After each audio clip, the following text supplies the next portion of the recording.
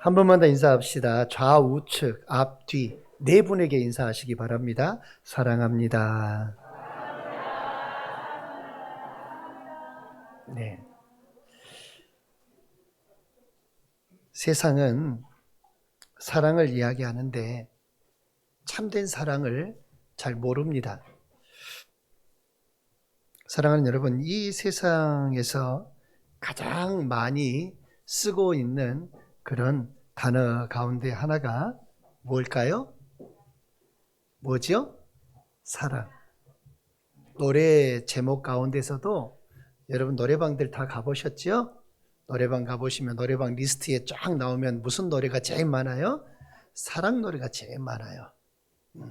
그 사랑이 들어간 노래가. 사랑도 수많은 사랑이 있죠. 잃어버린 사랑도 있고, 그렇죠? 예. 찐 사랑도 있고, 수많은 사랑들이 있어요.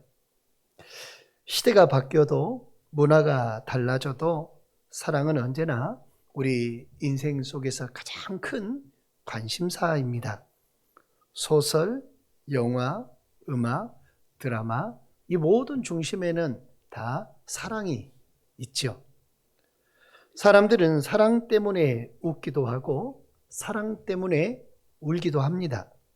어떤 사람은 사랑을 받지 못해 외로워하고 어떤 사람은 사랑을 잃어버려서 눈물을 흘리기도 합니다.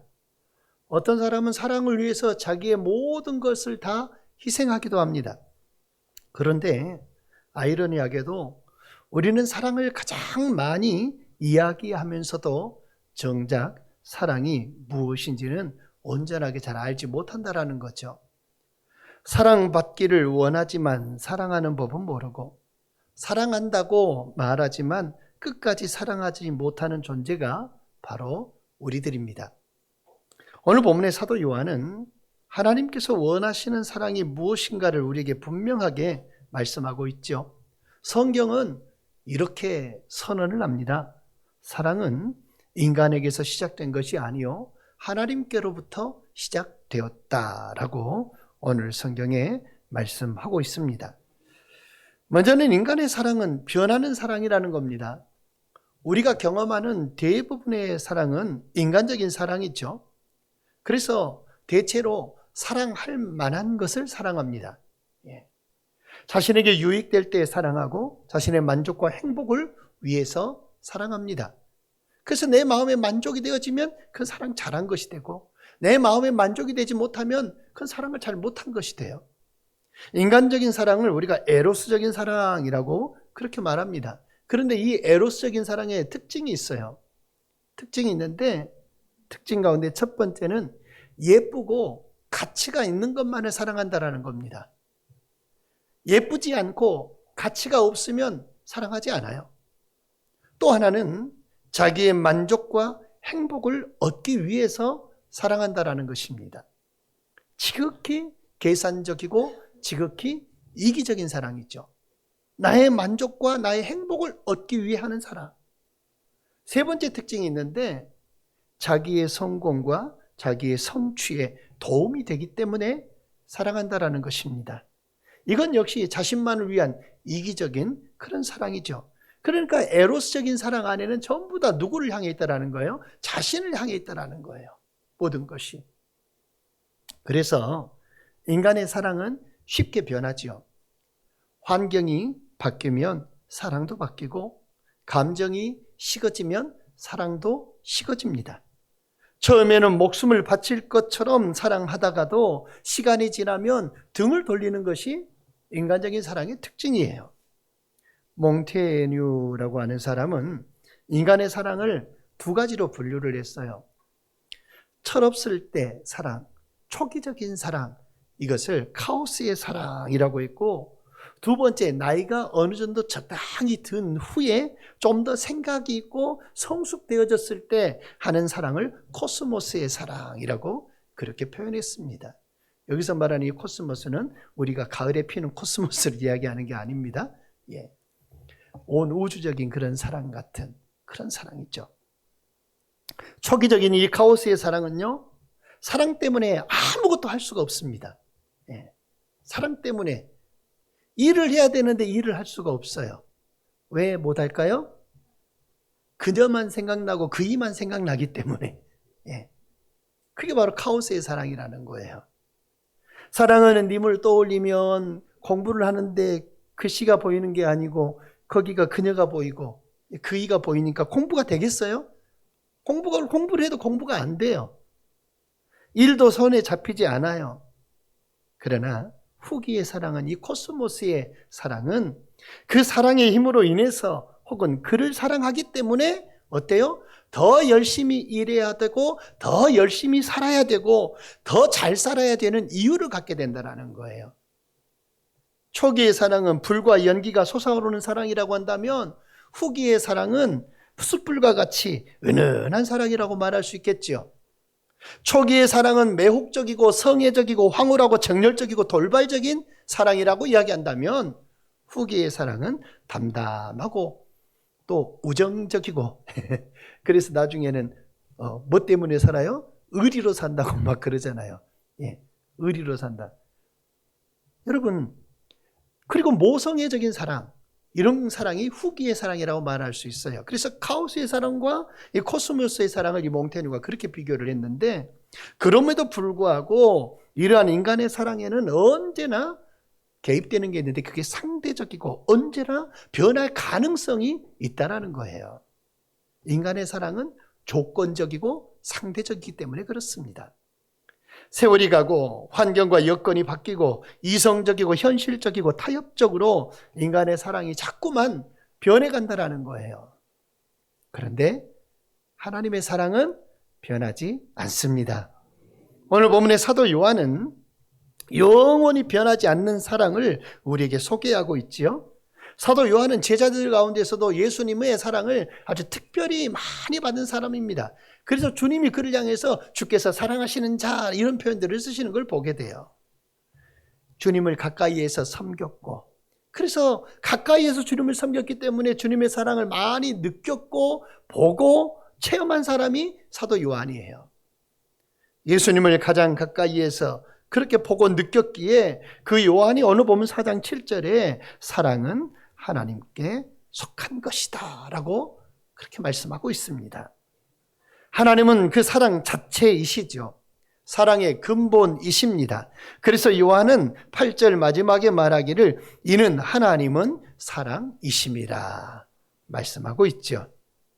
그러므로 흔들리고 불안하고 변하는 인간의 사랑도 그 사랑의 본체이신 하나님이 그 안에 거하시면 불완전한 사랑이 완전한 사랑으로, 연약한 사랑이 강건한 사랑으로, 흔들리는 사랑이 흔들리지 않는, 변하지 않는 그런 사랑으로 바뀌어지게 된다는 것입니다.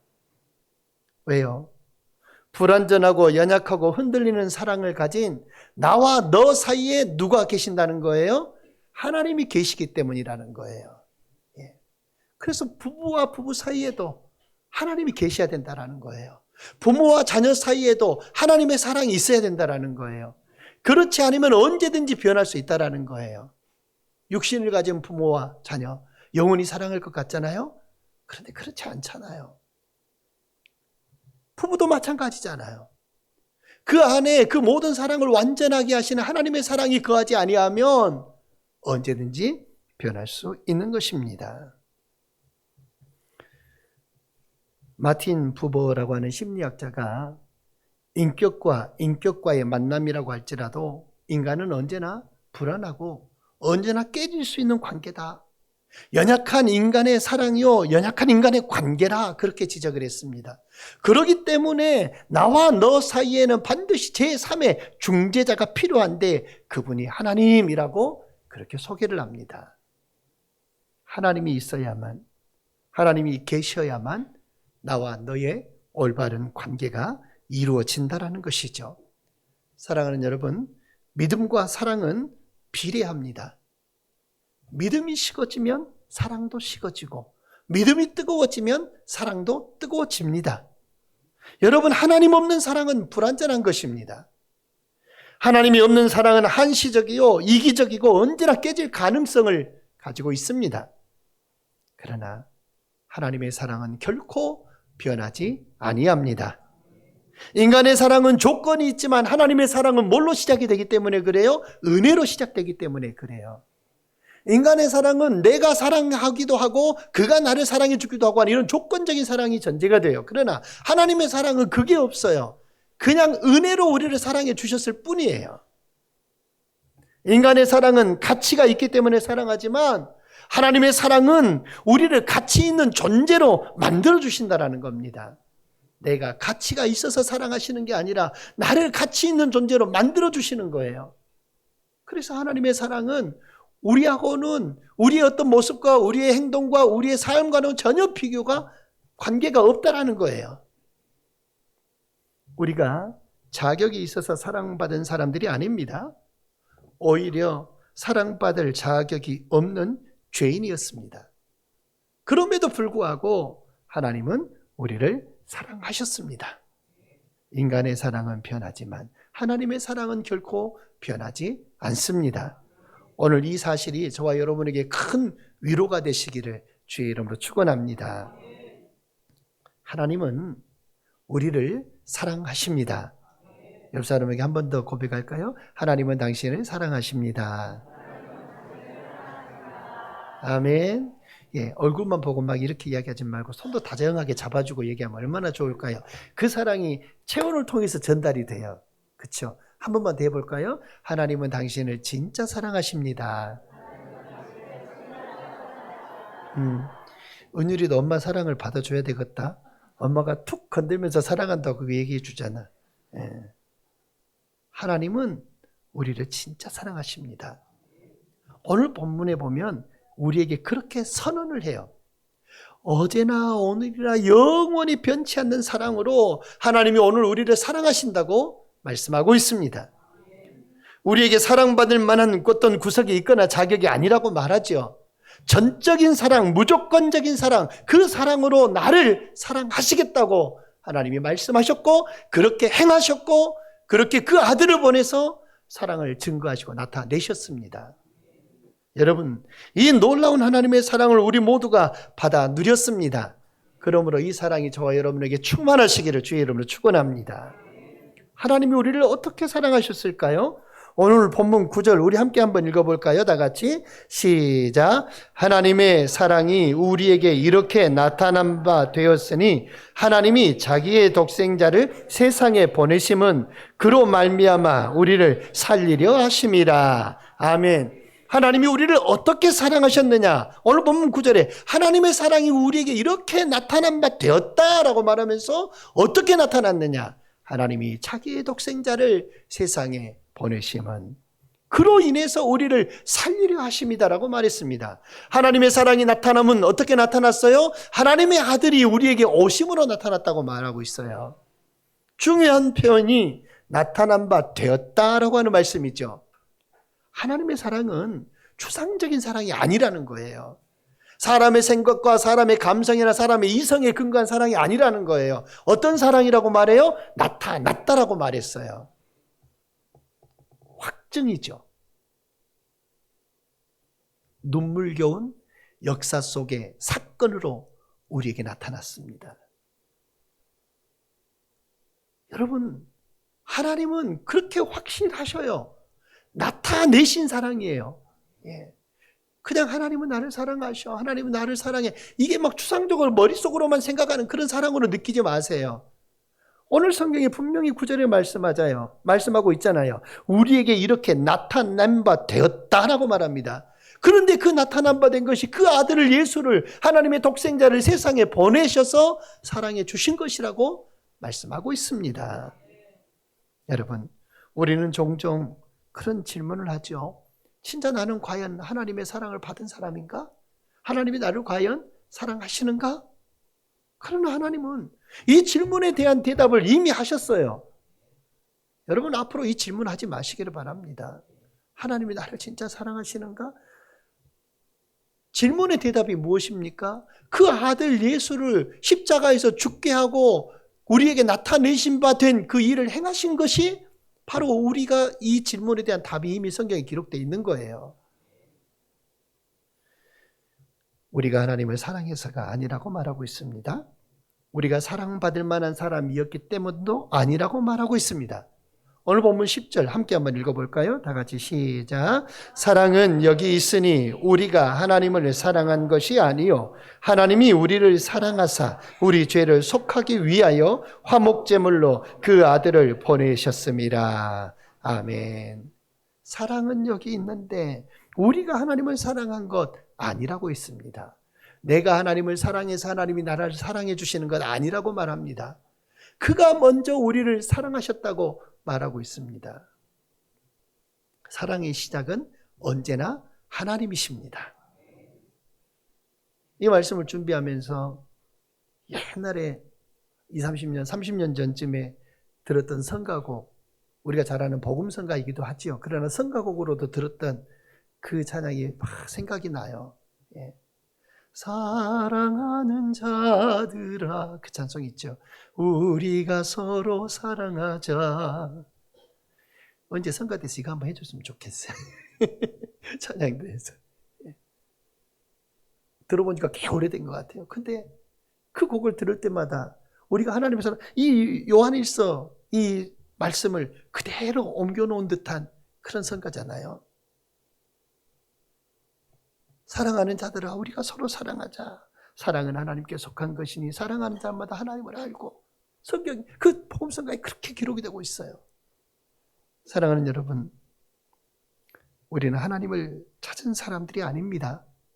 우리가 하나님을 찾은 적이 없어요. 근데 하나님이 우리를 먼저 찾아주셨고 만나주셨어요. 찾아오셨어요. 우리는 하나님을 사랑한 사람들이 아닙니다. 그런데 하나님이 나를 사랑하셨어요. 그게 바로 복음이죠.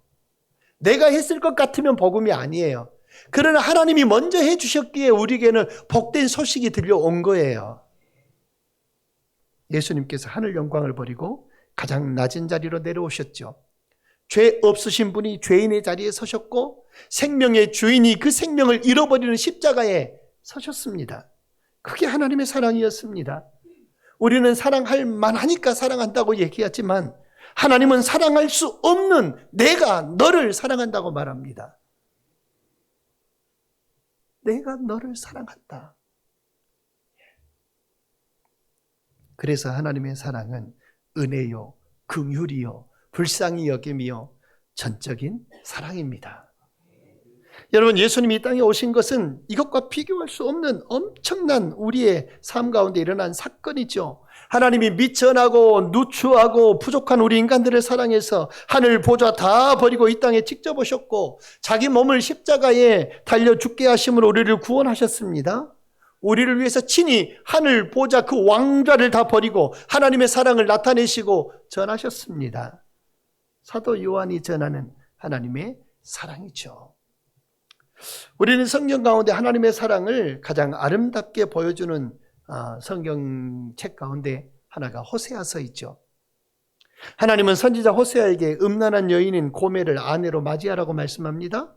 그리고 그 여인의 남편을 떠나고 버리고 다른 남자를 따라다니고, 그런데 하나님은 호세아에게 또 말씀하죠. 가서 그를 다시 사랑하라고 말합니다.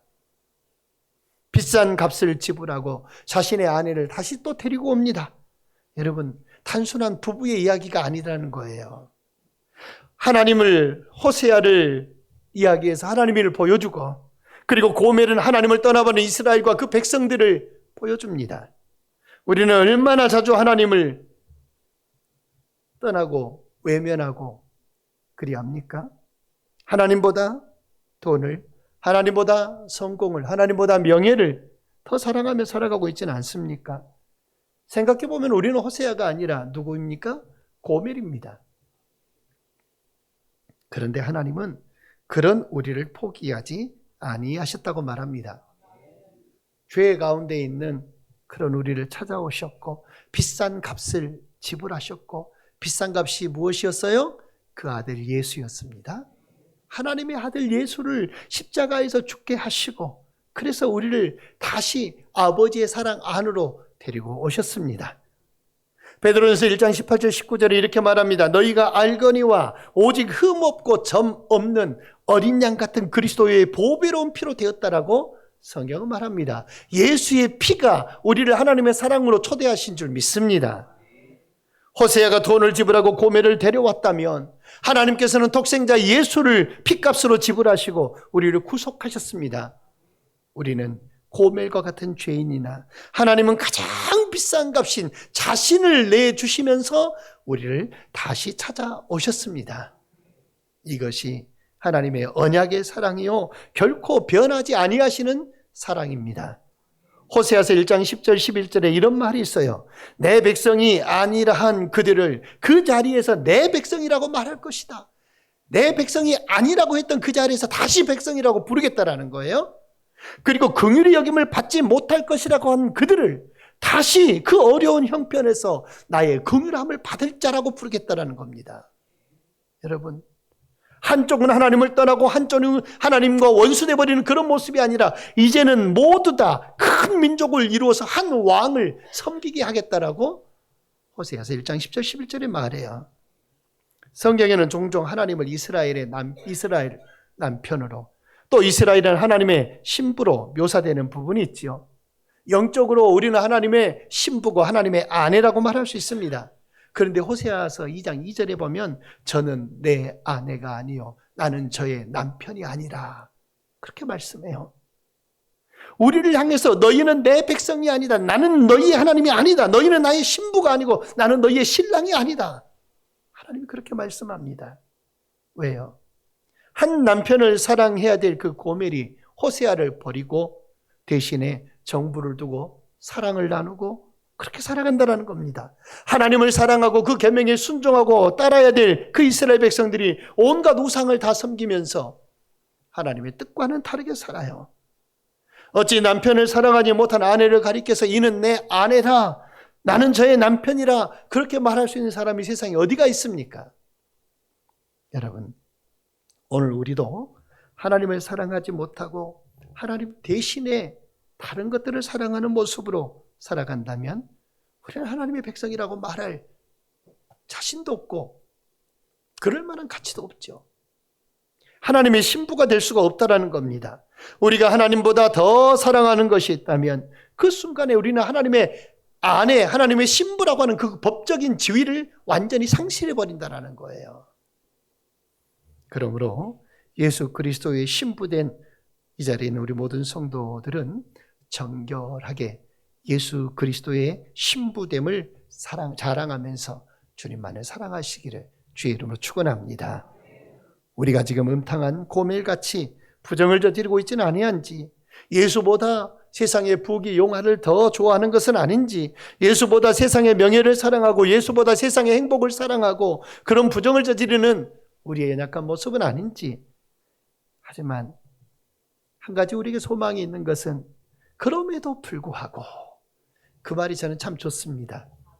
그럼에도 불구하고 나의 그런 모습, 나의 그런 상황, 나의 그런 형편, 나의 그런 믿음, 그럼에도 불구하고 끝까지 고멜을 용서하고 끝까지 고멜을 받아들이고 끝까지 사랑하신 그 하나님의 사랑을 바로 저와 여러분에게 있다라는 사실입니다.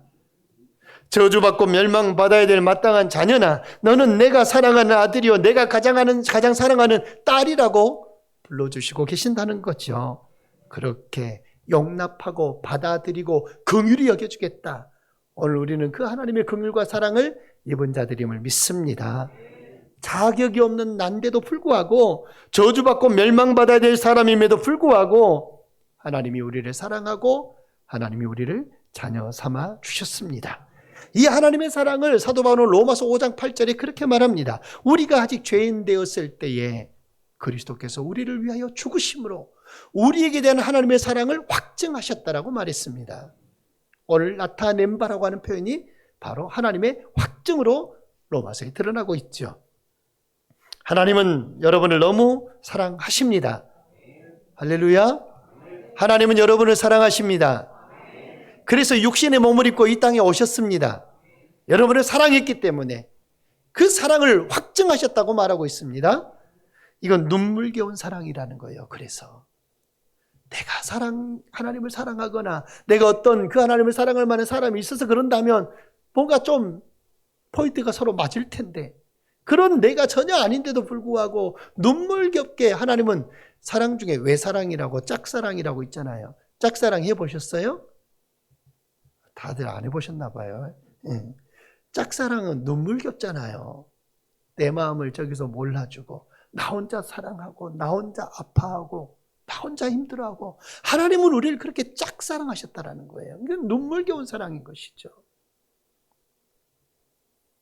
하나님의 사랑을 깨닫지도 못하고 죄악 중에 있었고, 그런데도 불구하고 하나님은 이미 자신이 사랑하는 독생자 예수를 십자가에 죽게 하시면서 얼마나 우리를 사랑하셨는지, 얼마나 나를 사랑하셨는지 그 증거를 보여주셨고 확실하게 증명하셨습니다. 그런데 이제 하나님은 우리도 서로 사랑하기를 원하신다고 말씀하고 있죠.